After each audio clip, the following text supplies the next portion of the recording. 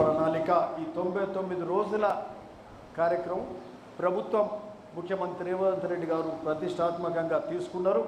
మరి ఈ యొక్క కార్యక్రమం ఇంతకుముందే మా ఆర్డీఓ గారు రాష్ట్ర ఆర్థిక పరిస్థితి మొత్తము మరి చిన్న మొత్తం కూడా ఆర్థిక విధ్వంసానికి గురైతే మరి ఆర్థిక పరిస్థితి మెరుగుపరుచుకుంటూ మరి కుంటుపడిన అభివృద్ధి కార్యక్రమాలు అయితే మరి అనేక సంక్షేమ కార్యక్రమాలను ముందుకు తీసుకెళ్లే కార్యక్రమం ఈ ప్రభుత్వం చేస్తూ మరి ఎండ్ల తగ్గకుండా సంక్షేమ కార్యక్రమాలు అభివృద్ధి కార్యక్రమాలు అన్నిట్లో కూడా ముందుకు పోయే కార్యక్రమం ఈరోజు ఈ ప్రభుత్వం చేస్తుంది.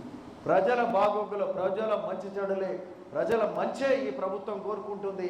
మరి అందుకే ఈ ప్రజాపాలన అంతా కూడా గొప్పగా జరుగుతున్నందుకు మరి ఈ యొక్క 99 రోజుల ఈ యొక్క కార్యాచరణలో కూడా అన్ని రివ్యూ చేసుకుంటూ ఎక్కడ లోపాలు ఏమున్నాయో అవన్నీ కూడా సరి చేసుకుని పోయే కార్యక్రమం ఈరోజు మరి జరుగుతూ ఉన్నదని కూడా ఈ సందర్భంగా చెప్తూ మరి ఈరోజు ముఖ్యంగా మరి ఈరోజు మనము చేసుకున్న సంక్షేమ కార్యక్రమం ఈరోజు మహిళలకు ఉచిత బస్సు ఇచ్చే కార్యక్రమం చాలా గొప్పగా జరుగుతుంది.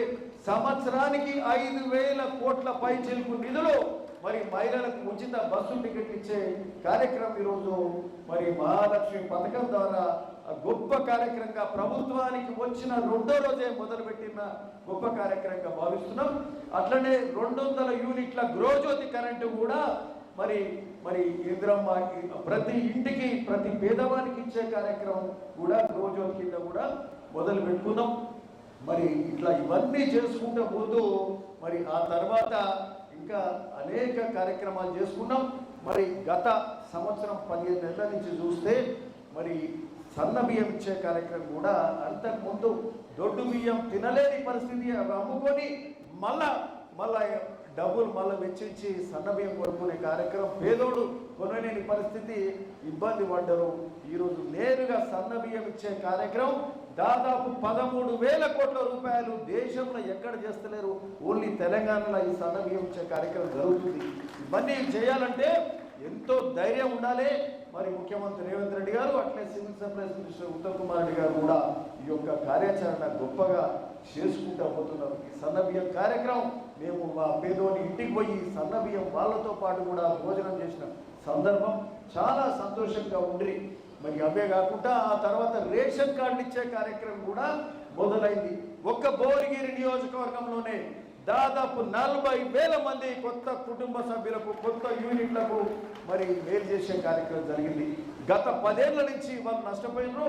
కొత్త రేషన్ కార్డుల ద్వారా 13,500 రేషన్ కార్డులు ఇచ్చి మళ్ళీ దాదాపు 25,000 మంది కొత్త యూనిట్లు మరి పాత రేషన్ కార్డుల ద్వారా కానీ మొత్తం దాదాపు 40,000 మందికి మరి మేలు జరిగే కార్యక్రమం ఒక్క భువనగిరి నియోజకవర్గంలో జరిగింది. అంటే మన నియోజకవర్గం జనాభాలో దాదాపు పావుల వంతు జనానికి 10 ఏళ్ళు నష్టపోయినట్టే కదా. ఆనాటి ప్రభుత్వం మరి సోయి లేకుండా నాకు తెలియదు. ఈరోజు వాళ్ళని మేలు చేసే కార్యక్రమం కాంగ్రెస్ ప్రభుత్వం ఈ ప్రజాపాలనలో జరుగుతుంది. మరి రేషన్ కార్డులు ఇస్తూ ఆ రేషన్ కార్డుల ద్వారా సన్న బియ్యం ఇచ్చే కార్యక్రమం కూడా జరుగుతుంది. ఆ సన్న బియ్యం ఇవ్వడానికి రైతాంగానికి సన్న ఒడ్లకు 500 రూపాయల బోనస్ ఇచ్చే కార్యక్రమం కూడా జరుగుతుంది. సన్న ఒడ్లు పండించడానికి కూడా రైతులకు ప్రోత్సాహం ఇస్తూ మరి 500 బోనస్ ఇచ్చి ఈరోజు సన్న బియ్యం మరి పండించడానికి కూడా అనువుగా ఉండే కార్యక్రమం ఈరోజు రాష్ట్ర ప్రభుత్వం చేస్తుంది. మరి ఇవే కాక ఇందిరమ్మ ఇల్లు కట్టించే కార్యక్రమం గత 10 ఏళ్ల నుంచి నాడు వైఎస్ఆర్ ఉన్నప్పుడే ఇందిరమ్మ ఇల్లు కట్టిరు. మళ్ళా కట్టినోడు లేడు. మళ్ళా కాంగ్రెస్ ప్రభుత్వం వచ్చినాకనే ఇందిరమ్మ ఇల్లు మొదలైంది. ఏ ఊరు పోయినా ఏ వాడ పోయినా ఏ వార్డు పోయినా ఏ మున్సిపాలిటీలో పోయినా ఇందిరమ్మ ఇల్లు చూస్తున్నాం. ఈరోజు ఒక సంతోషకరమైన వాతావరణం, ఓ పండుగ వాతావరణం ఉంది. ఇది ఇల్లు కట్టుకున్న పేదోనికే కాదు, ఆ ఇల్లు చూసే ప్రతి ఒక్కరికి కూడా గుడిసెలే కాదు, గుడిసెలు తాటిపత్రులు కూలిపోయే ఇల్లు కట్టుకున్న పేదోనికి ఈరోజు ఇల్లు దొరుకుతుందంటే ఆ పక్కనున్న కుటుంబాలు కూడా ఈరోజు సంతోషపడుతుంది. ఆ వాడగట్టు బాగుపడుతుంది. కొత్త బిల్డింగ్లు అవ్వబడుతున్నాయి. ఆ 5 లక్షలకు భువనగిరి నియోజకవర్గంలో అయితే చూస్తున్నాం మంచి వాతావరణం. 5 లక్షలకు 2 లక్షలు 3 లక్షలు 5 లక్షలు 10 లక్షలు కూడా కలుపుకొని ఇందిరమ్మ ఇల్లు కట్టుకుంటారు అంటే మరి ఎంత అందంగా మంచిగా కట్టుకుంటున్నారు. ఇది ఒక మంచి వాతావరణం అవ్వబడుతుంది. అంటే ఇల్లు కట్టియాల్సిన బాధ్యత ప్రభుత్వాలది. మరి ఇల్లు మంచిగా కట్టుకుంటున్నందుకు నిజంగా చాలా సంతోషం. ఓ పక్క ఇంద్రమిల్లు, మరి రేషన్ కార్డులు, సన్న బియ్యం, ఇలాంటి కార్యక్రమాలన్నీ కూడా గొప్పగా జరుగుతున్నాయి. ఇదే కాక మరి ఈరోజు 3,500 ఇండ్లు మరి భువనగిరి నియోజకవర్గంలో ఇవ్వడం జరిగింది. ఈ మధ్య కట్టుకొని వాళ్లకు మళ్ళా అవి క్యాన్సిలేషన్లో అవి పూర్తి చేసే కార్యక్రమం, వేరే వాళ్ళకి ఇచ్చే కార్యక్రమం చేసినాం. ఆ ఊర్లో నెక్స్ట్ లిస్ట్లో ఉన్న వాళ్ళకి ఇస్తూ మళ్ళా ఇప్పుడు అదనంగా మరి మంత్రి గారు చెప్పారు కనీసము ఇప్పుడు 2వ విడత కూడా మొదలవుతుంది. సరే ఆ ఎగ్జాక్ట్ సంఖ్య అనేది చూద్దాం ఎట్లుంటుందో. గ్రామాల్లో మళ్ళా కొత్తగా అంటే అతి పేదవాళ్ళది ఒక లిస్ట్ అనేది మనం మళ్ళీ తయారు చేసుకోవాల్సిన అవసరం కూడా ఉన్నది.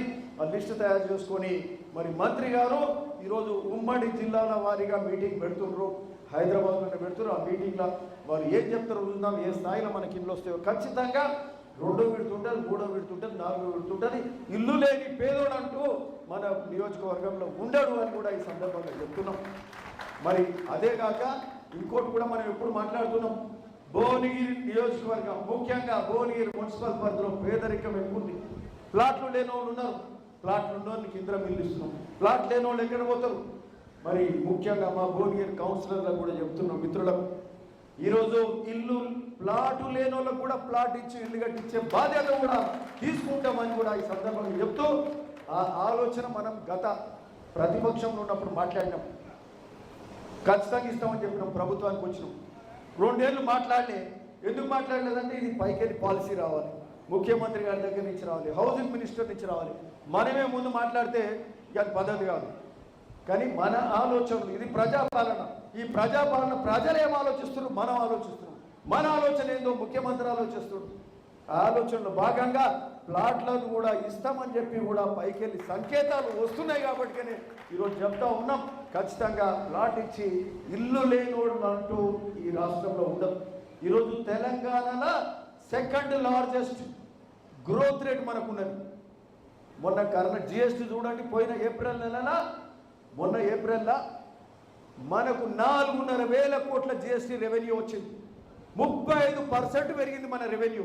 35% మజాక. ఇక కేసీఆర్ అనుకుంటాడు మేమే అభివృద్ధి చేసినాం, బాగా గొప్పగా చేసినామని. వాళ్ళు చేసిందంతా అప్పులు తప్పితే ఇంకోట్లేదు. అప్పులు తీర్పడానికి ఇక సకల బాధలు మనం పడుతున్నాం. కొద్దిగా అప్పులు కట్టాలి, సంక్షేమ కార్యక్రమం చేయాలి. ఈరోజు బట్టి విక్రమార్క గారు, రేవంత్ రెడ్డి గారు ముఖ్యమంత్రి గారు కూర్చొని ఏ విధంగా మనం రెవెన్యూ పెంచుకుందాం, ఎక్కడ లూప్ హోల్స్ ఉన్నాయి, ఎక్కడ తప్పులు ఉన్నాయని సరిదిద్దుతూ రెవెన్యూ పెంచుకొని ఆ పైసల ద్వారా సంపద పేదోనికి సంక్షేమానికి ఇండ్లు ఎట్లా ఇద్దాం, రేషన్ కార్డులు ఎట్లా ఇద్దాం, అభివృద్ధి ఎట్లా చేద్దాం, సాగునీరు కాలువలు ఎట్లా చేద్దాం, రోడ్లు ఎట్లా చేద్దాం, బ్రిడ్జ్లు ఎట్లా చేద్దాం అనే ఆలోచన వారు చేస్తున్నారు. మరి అందులో భాగంగా